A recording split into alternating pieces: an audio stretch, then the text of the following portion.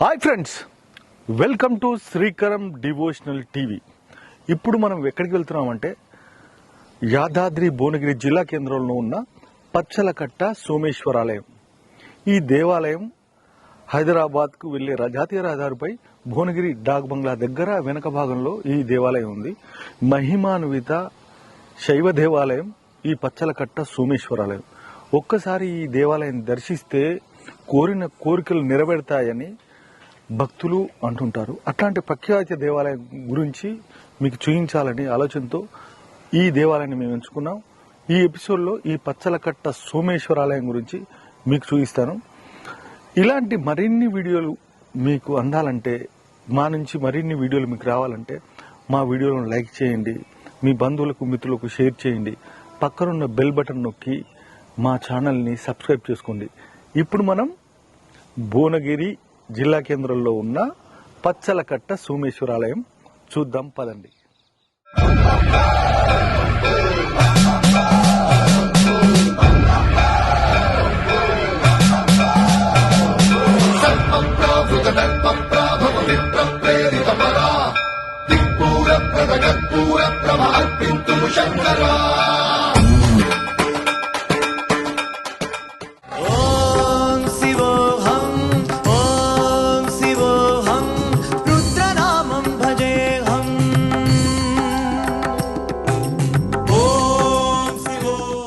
ఈ దేవాలయం యాదగిరిగుట్టకు వెళ్లే దారిలో బీబీనగర్ దాటిన తర్వాత, మరోసారి వినండి, బీబీనగర్ దాటిన తర్వాత స్వర్ణగిరి టెంపుల్ దాటిన తర్వాత లెఫ్ట్ సైడ్ లో ఉంటుంది.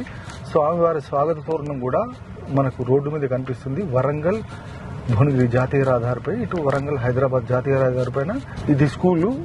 ఈ స్కూల్ నుంచి మనం ఇక్కడ నుంచి లెఫ్ట్ తీసుకోవాలి. ఇటు పచ్చని పైర్లు, పచ్చని పొలాల మధ్య ఈ పచ్చలకట్ట సోమేశ్వరాలయం. కాశీలో విశ్వనాథుడు శ్మశానంలో ఎలా ఉన్నాడో ఇక్కడ కూడా ఈ భువనగిరి క్షేత్రంలో పచ్చలకట్ట సోమేశ్వర స్వామి శ్మశానంలో ఉన్నాడు. శ్మశానంలో ఇప్పుడు మనం చూడొచ్చు, చుట్టూ శ్మశానం. ఈ కనిపిస్తున్న దేవాలయమే పచ్చలకట్ట సోమేశ్వరాలయం. పరమ పవిత్రమైన శైవ క్షేత్రం ఇది.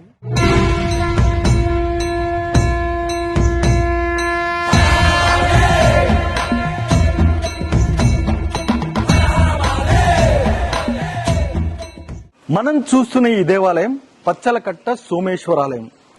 కాశీలో శివుడు శ్మశానవాసి, అంటే కాశీలో శివుడు శ్మశానంలో ఉన్నాడు. ఇక్కడ కూడా పరమశివుడు సోమేశ్వరుడు శ్మశానంలోనే ఉన్నాడు. కైలాసంలో శివునికి గంగ తల మీద ఉంటే ఈ శివుడికి కూడా గంగ తల మీదే ఉంది. అంటే ఈ శివాలయం పైనే ఓ చెరువు ఉంది, ఈ శివాలయం ఆనుకునే ఓ చెరువు ఉంది, తల మీద గంగ ఉంది. అదేవిధంగా కాశీ విశ్వేశ్వరుడు ఏ విధంగా శ్మశానంలో ఉన్నాడో ఈ దేవాలయంలో కూడా పరమశివునికి ఇక్కడ శ్మశానం ఉంది. అంటే త్రేతాయుగ కాలం నుంచి ఇప్పటి వరకు కూడా ఈ సోమేశ్వరుడు పూజలు అందుకుంటూనే ఉన్నాడు. కాకతీయుల కాలంలో ఈ దేవాలయం నిర్మితమైంది. కాలానుగుణంగా ఈ దేవాలయం శిథిలమైన తర్వాత భక్తులు మరొక కొత్త ఆలయాన్ని నిర్మించారు. ఇదే ఆ కొత్త ఆలయం. ఈ ఆలయంలో నిత్య పూజలు ఏ విధంగా జరుగుతాయి, కైంకర్యాలు ఏ విధంగా జరుగుతాయి, అదేవిధంగా ఈ ఆలయంలో ఏ దేవుళ్ళు ఉన్నారో మీకు చూపిస్తాను పదండి. చాలదా ఈ జన్మ చాలదా, శివ కీర్తన జయ ఈ జన్మ చాలదా.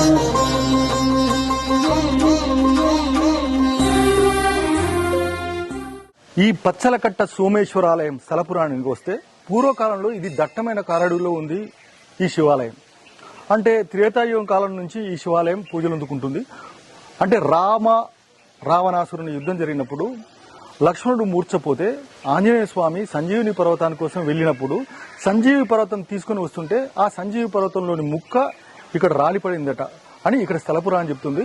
ఆ సంజీవి పర్వతంలోని ముక్కనే ఇక్కడ శివాలయంగా వెలిసింది. నాటి నుంచి త్రేతాయుగ కాలం నుంచి నేటి వరకు ఇక్కడ పూజలు అందుతూనే ఉంది.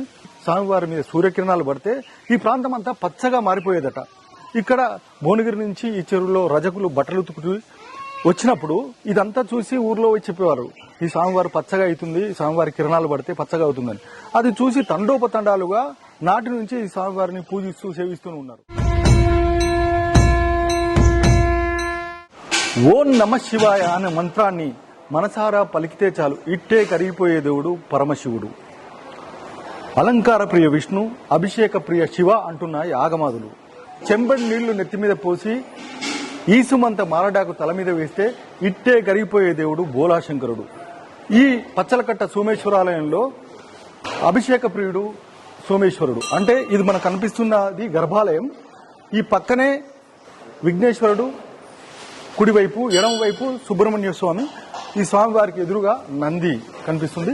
రోజు కూడా పెద్ద సంఖ్యలో ఈ పచ్చలకట్ట సోమేశ్వర ఆలయానికి పెద్ద సంఖ్యలో భక్తులు వస్తుంటారు. ఇప్పుడు మనం గర్భాలయంలో ఏ విధంగా స్వామివారు ఉన్నారో చూసేద్దాం పదండి. నమస్తే అస్తు భగవన్ విశ్వేశ్వరాయ మహాదేవాయ త్ర్యంబకాయ త్రిపురాంతకాయ త్రికాలాగ్నికాలాయ కాలాగ్నిరుద్రాయ నీలకంఠాయ మృత్యుంజయాయ సర్వేశ్వరాయ సదాశివాయ శ్రీమన్మహాదేవాయ నమః. ఓం నమస్తే అస్తు భగవన్ విశ్వేశ్వరాయ మహాదేవాయ త్ర్యంబకాయ త్రిపురాంతకాయ త్రికాలాగ్నికాలాయ ఓం నమ శివాయ. ఈ పచ్చలకట్ట సోమేశ్వరాలయంలోని గల శివలింగంకు మనము ఏదైనా భక్తితో పూజలు చేసి మొక్కుకుంటే ఖచ్చితంగా అది నెరవేరుతాయి అనేది మాత్రం నాకు జరిగిన సత్యము, నిజము. ఇది అక్షరాల ఎవరు చెప్పినా చెప్పకపోయినా, నమ్మినా నమ్మకపోయినా ఇది మాత్రం నా సంకల్పంకు సిద్ధించిన అదృష్టము.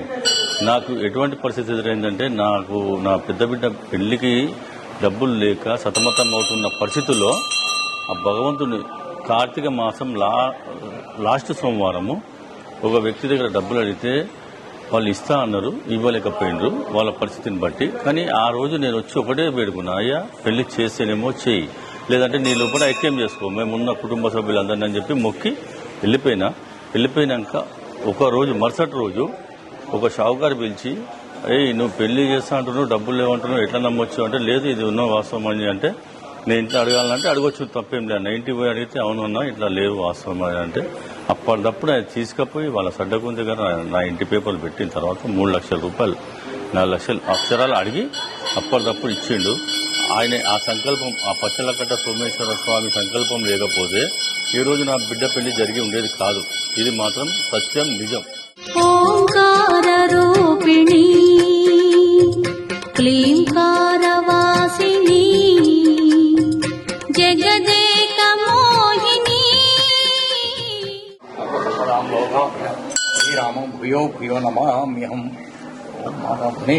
మనం చూస్తున్న ఈ దేవాలయం భువనేశ్వరి మాత. స్వామివారికి ఈశాన్య దిశలో ఈ భువనేశ్వరి మాత ఉంది. కొలిచిన వారికి కొంగు బంగారం అవుతుంది ఈ అమ్మ. ఈ అమ్మవారికి ఏదైనా మొక్కులు మొక్కుకున్నా, పిల్లలు కాకున్నా ఈ అమ్మవారిని మొక్కుకుంటే ఇక్కడ కోరిన కోరికలు కూడా తీర్చుతుంది. అదేవిధంగా పెద్ద సంఖ్యలో ఈ అమ్మవారికి ఒడి బియ్యాలు పోసి ఇక్కడ మొక్కులు సమర్పించుకుంటుంటారు. ఇక్కడ ఈ భువనేశ్వరి మాత ఎంతో ప్రసిద్ధి. పూర్వకాలంలో ఈ భువనగిరి కోట మీద కూడా, పైన కోట మీద భువనేశ్వరి మాత ఉంది. ఈ దేవాలయంలో కూడా పూర్వకాలం నుంచి స్వయంభూగా ఈ భువనేశ్వరి మాత వెలిసి ఉంది. మనం చూస్తున్న ఈ దేవాలయం భువనేశ్వరి మాత ఆలయం. దీని పక్కనే ఆంజనేయ స్వామి ఉంది. ఆ దేవాలయాన్ని కూడా చూసొద్దాం పదండి. నమో ఆంజనేయం నమో దివ్యకాయం నమో వాయుపుత్రం నమో సూర్యమిత్రం నమో నిఖిల రక్షాకరం రుద్రరూపం నమో మారుతిం రామదూతం నమామి. కాశీలో వీరభద్ర స్వామికి ఎంత విశిష్టత ఉందో ఈ క్షేత్రంలో ఈ ఆంజనేయ స్వామి కూడా అంతే విశిష్టత ఉంది. ఈ క్షేత్రంలో భూత ప్రేత భయబాధలున్నా ఈ క్షేత్రంలో ఈ ఆంజనేయ స్వామిని పూజిస్తే వెంటనే భూత ప్రేత భయబాధలు కూడా తొలగిపోతాయని ప్రశస్తి. భూత ప్రేత భయబాధలు ఉన్న భక్తులు ఈ స్వామివారిని సేవించి అనంతరం లింగాభిషేకాలు చేస్తుంటారు. ఇక్కడ ఈ క్షేత్రపాలకుడు ఆంజనేయ స్వామి కోరిన కోరికలు నెరవేరుస్తున్నారని ప్రతీతి. దీనికి పచ్చలకట్ట సోమేశ్వరాలయం అనే ఎలా వచ్చిందని కాకతీయుల నాడు రాజశివునిగా వాడుకలో ఉండే. అలాగే ఇది పచ్చలకట్ట సోమేశ్వరాలయం పొద్దుగాల ఉదయం సూర్యకిరణాలు పడిన పిమ్మట మొత్తం పచ్చగా అవుతుంది. వెనక ఉన్న గంగాదేవత, శివుని నెత్తల గంగా ఉంటది కాబట్టి గంగాదేవత కట్ట అలా పచ్చల కట్టగా ప్రసిద్ధి చెంది ఈనాటికి కూడా భువనగిరిలో విరజిల్లుతున్నది. మనం చూస్తున్న ఈ దేవాలయం సీతారామాంజనేయ స్వామి దేవాలయం. ఇక్కడ 3 మూర్తులు ఉన్నారు. సీత, లక్ష్మణుడు, అదేవిధంగా రామచంద్రమూర్తి, ఆంజనేయ స్వామి కూడా ఉన్నాడు ఈ దేవాలయంలో. ఈ దేవాలయానికి కుడివైపున ఈ దేవాలయం ఉంది. ఇక్కడ శివకేశవులకు భేదం లేదని, దేవుడు ఒక్కడే అని, శివుడు ఎక్కడ ఉంటే విష్ణువు కూడా అక్కడే ఉన్నాడు.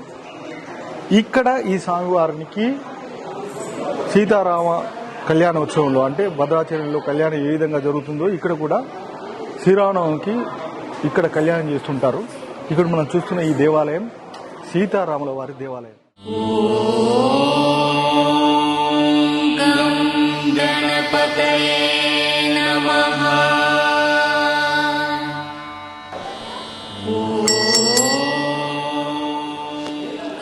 ఈ దేవాలయానికి నైరుతి దిశలో ఉంది ఈ గణపతి. అంటే ఈ దేవాలయంలో దట్టమైన అటవీ ప్రాంతంలో ఉన్నప్పుడు ఇక్కడ ఒక బావి ఉండేది. ఈ గణపతి కూడా బావిలో ఉండేవాడట. తర్వాత క్రమంలో ఈ దేవాలయానికి నైరుతి దిశలో బావి ఉంది కనుక వాస్తురీత్యా ఈ బావిని కూర్చివేసి ఈ గణపతిని పైకి తీసుకొచ్చారు. కాకతీయుల కాలంలో ఇది ఈ గండు సున్నంతో ఈ దేవాలయం అంతా నిర్మించబడింది.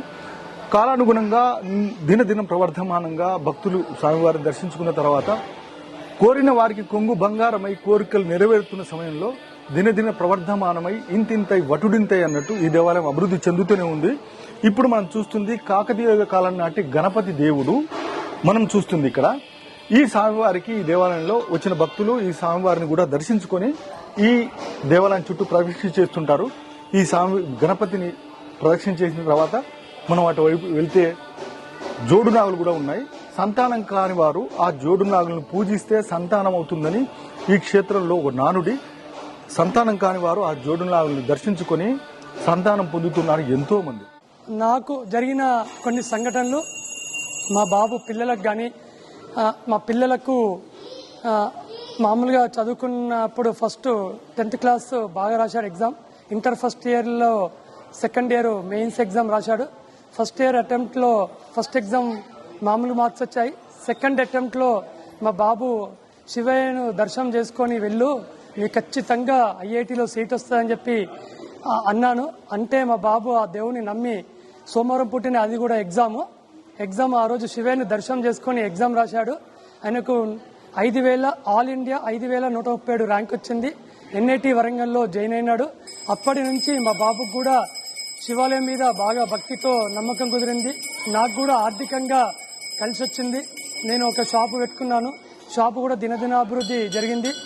ఆ ఈశ్వరుని కృపతోని నా కుటుంబం కానీ నేను కానీ నా పిల్లలు కానీ అందరం సుఖ సంతోషాలతోని మంచిగా ఉన్నాయని భగవంతుని కోరుకుంటున్నాను. శివ శివ శివ శివ శివ శివ అంటూనే శివ శివ శివ శివ శివ శివ అంటూనే శివనామ స్మరణ చేయవే. ఈ దేవాలయంలో వాయువ్య దిశలో బిల్వదళం అంటే మారేడు చెట్టు ఉంది. పూర్వకాలం నుంచి ఈ మారేడు చెట్టు స్వామివారికి సేవలు అందిస్తూనే ఉంది. ఇక్కడికి వచ్చిన భక్తులు త్రిదళం 3 దళాలతో ఉన్నది ఈ బిల్వదళం. ఈ బిల్వదళాన్ని స్వామివారికి సమర్పిస్తుంటారు. పక్కనే ఉన్న నల్లా నుంచి చెంబడి నీళ్లు తీసుకెళ్లి స్వామివారి లింగం మీద పోసి దాని తర్వాత ఈ త్రిదళాన్ని స్వామివారికి సమర్పిస్తుంటారు. ఈ పక్కనే శేషనాగు ప్రతిష్ఠించారు. పూర్వకాలంలో ఇది దట్టమైన కారడవిలో ఉంది. దేవాలయం నిర్మాణం అయిన తర్వాత ఇక్కడ ప్రహారీ ఏర్పాటు చేద్దామని అనుకున్న భక్తులు ప్రహారీ నిర్మాణం చేస్తుంటే ఎన్నో నాగుపాములు వచ్చి అడ్డుకునేవట. అంటే ఈ ప్రహారీ నిర్మాణం కాలేదు. తదనంతరం ఇక్కడ పూజలు చేసే అయ్యవారికి కలలో కనిపించి నాగేంద్రుడు కనిపించి ఇక్కడ నాగేంద్రుడిని ప్రతిష్ఠించండి, దాని తర్వాత మీ ప్రహారీ నిర్మాణం అవుతుందని తెలపగానే దాని తర్వాత ఈ శేషనాగును ఇక్కడ ప్రతిష్ఠించారు. దాని తర్వాత వెనువెంటనే ఇక్కడ ప్రహారీ నిర్మాణం జరిగిపోయింది. ఈ క్షేత్రానికి వచ్చిన భక్తులు సంతానం లేని వారు స్వామివారిని ఇక్కడ పూజించుకొని మొక్కులు సమర్పించుకుంటే ముందు దేవాలయం ముందు కూడా జోడునాగులు ఉన్నాయి. ఈ స్వామివారిని ఈ శేషనాగును ఆ జోడునాగును పూజించి సేవిస్తే సంతానం కాని వారికి కూడా వెనువెంటనే సంతానం అయిందట. ఇక్కడ ఎంతో మంది భక్తులు సంతానం పొందారు. వైద్య శాస్త్రానికి విరుద్ధంగా అంటే వైద్యులు కూడా ఇక సంతానం కారు అని తేల్చేసిన భక్తులకు కూడా ఇక్కడ స్వామివారిని నమ్ముకుని 31 రోజులు 41 రోజులు స్వామివారిని సేవిస్తే వారికి సంతానమైన దాఖలాలు ఎన్నో ఉన్నాయి. పచ్చలకట్ట సోమేశ్వరం గత 36 సంవత్సరాన్ని ఈ గుడికి వస్తున్న చిన్నతనం నుంచి నాకు మ్యారేజ్ కావాలని కోరుకున్నా. నాకు మ్యారేజ్ అయింది, నాకు బిడ్డ పుట్టింది. బిడ్డకు కూడా పెళ్లి కావాలని చెప్పి మంచిగా మా అల్లుడు దొరికిండు. మన్మలు కావాలంటే మన్మను ఇద్దరు మన్మలు ఇచ్చిండు, కోరిక నెరవేర్చిండు. నాకు అదే సాయం గుడికి రావాలని మళ్ళీ సేవా కార్యక్రమంలో 15 సంది అన్నదాన సేవా కార్యక్రమంలో పాల్గొంటున్నాం. సేవ చేస్తా, ఊపుతా, చేస్తా, గిన్నెలన్నీ బయట పెడతాం, తీసుకొస్తాం, మళ్ళీ అక్కడికి చేస్తాం. ఈ సేవగా నాకు ఎంతో మంచి. పొద్దున షాప్ తీయగానే గుడికి రావాలి, ఇక్కడ 4 గంటల వరకు ఇక్కడనే టైం ఇస్తాం. గుడికి 10 గంటలకు వచ్చి సాయంత్రం 4 గంటల వరకు 5 గంటల వరకు ఇక్కడనే ఉండి సేవా కార్యక్రమం పాల్గొంటాం. తర్వాత ఇంటికి వెళ్దాం. ఆదిత్యాయ చ సోమాయ చ మంగళాయ బుధాయ చ గురు శుక్ర శనిర్భశ్చ రాహువే కేతవే నమః. ఈ దేవాలయానికి ఈశాన్యంలో నవగ్రహ మంటపం, ఇక్కడ నవగ్రహ మంటపం ఉంది. ఈశాన్య దిశలో నవగ్రహ దోషాలున్నా, ఎటువంటి నవగ్రహ దోషాలున్నా భక్తులు ఇక్కడికి వచ్చి శాంతి చేసుకుంటుంటారు. ఇక్కడ శనేశ్వర దేవాలయం కూడా ఉంది. ఆ దేవాలయం కూడా చూపిస్తాను, పదండి.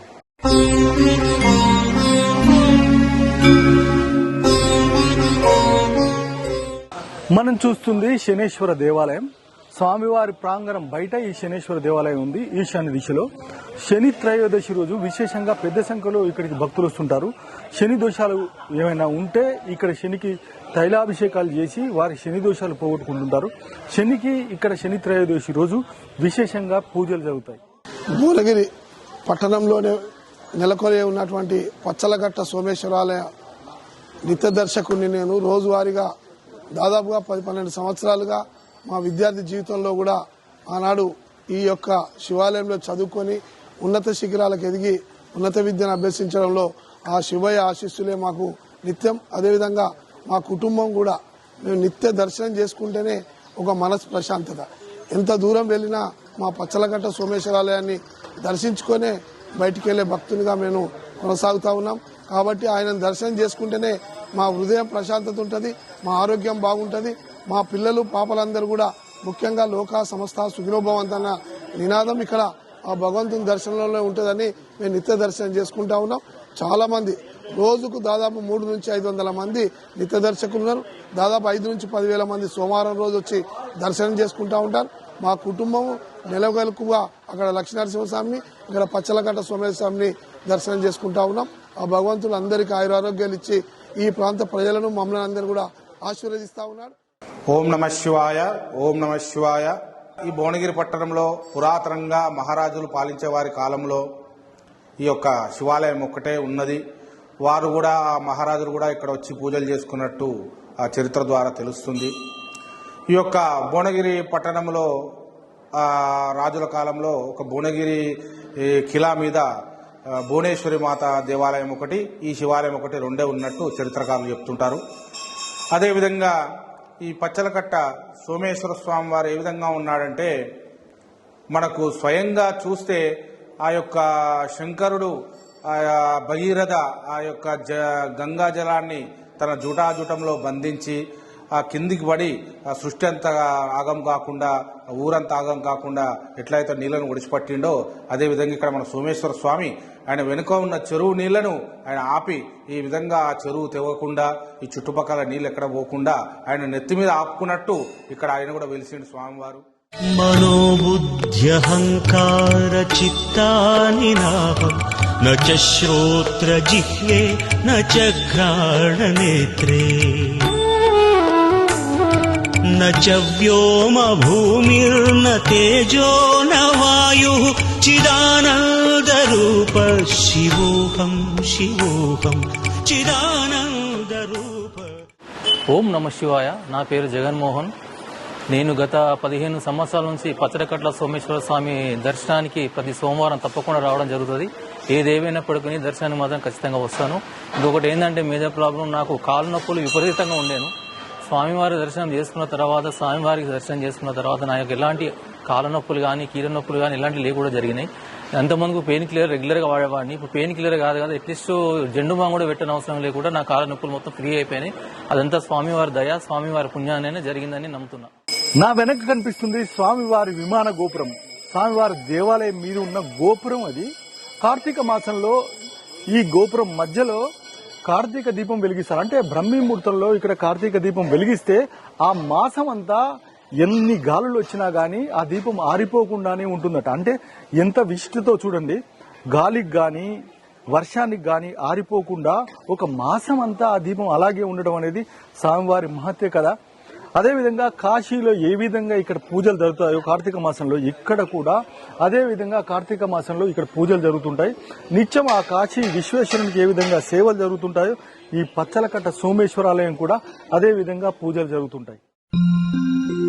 నిత్యానందకరీ వరాభయకరీ సౌందర్య రత్నాకరీ నిర్ధూతాఖిల పాపనాశనకరీ ప్రత్యక్ష మాహేశ్వరీ ప్రాణేయాచల వంశ పావనకరీ కాశీపురాధీశ్వరీ. స్వామివారి దర్శించుకోవడానికి పెద్ద సంఖ్యలో భక్తులు వస్తుంటారు. భక్తుల సౌకర్యార్థం ప్రతి సోమవారం పెద్ద సంఖ్యలో ఇక్కడ ఈ దేవాలయం ట్రస్ట్ అన్నదానం ఏర్పాటు చేసింది. ప్రతిరోజు కూడా ఇక్కడ అన్నదానం ఏర్పాటు చేయడానికి ట్రస్ట్ సభ్యులు కృషి చేస్తున్నారు. మనం చూస్తున్నాం ప్రతి సోమవారం భక్తుల కోసం ఏర్పాటు చేసిన ఈ అన్నదానం పెద్ద సంఖ్యలో ఇక్కడ విశేషంగా వచ్చిన భక్తులు ఈ అన్నదానాన్ని సేవించి స్వామి సేవలో తరిస్తుంటారు.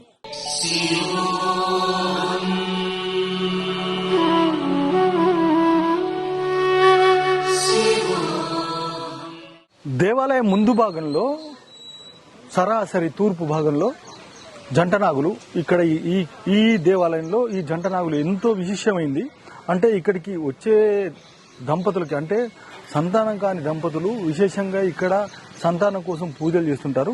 ఈ జంటనాగులు ఎవరైతే సేవిస్తారో జంటనాగుల్ని ఎవరైతే పూజిస్తారో వారికి ఖచ్చితంగా సంతానం అవుతుందని ఇక్కడికి వచ్చే భక్తుల అభిప్రాయం. అదేవిధంగా ఎంతో మంది భక్తులకి ఇక్కడ సంతానమైన దాఖలాలు కూడా ఉన్నాయి. పెద్ద సంఖ్యలో సంతానం కావాల్సిన భక్తులు అంటే వైద్యం కూడా ఇంకా మీకు సంతానం కాదు అని చెప్పిన సందర్భంలో ఇక్కడికి వచ్చి భక్తులు విశేషంగా స్వామివారిని సేవించి మండల దినాలు స్వామివారిని పూజించి ఈ జంటనాగులను మొక్కుకొని ఇక్కడ ముడుపులు కడితే సంతానమైన దాఖలాలు ఉన్నాయి.